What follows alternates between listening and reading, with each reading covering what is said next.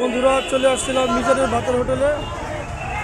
এখন বর্তমানে মিজানের এই জায়গায় খুব ক্রাইসিস চলতেছে, যেহেতু আজকে ফ্রি খাবারের দিন, শুক্রবারের দিন। মানুষ ভাত নিতে নিতে পড়ে গেছে। দেখুন মানুষের কি অবস্থা। এটা কিন্তু হইতো না যদি সবাই একটু শৃঙ্খলা বজায় ধৈর্য রাখা মানুষে সিরিয়ালে কাজ করতো, আজ কিন্তু এই অবস্থা দেখতে হইতো না। দেখুন মানুষের কি পরিমাণ ভিড়, ধাক্কাধাক্কি।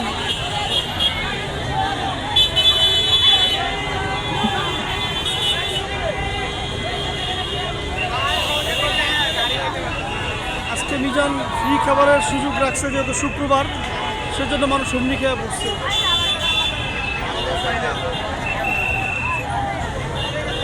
প্রচুর অবস্থা খারাপ এই জায়গার।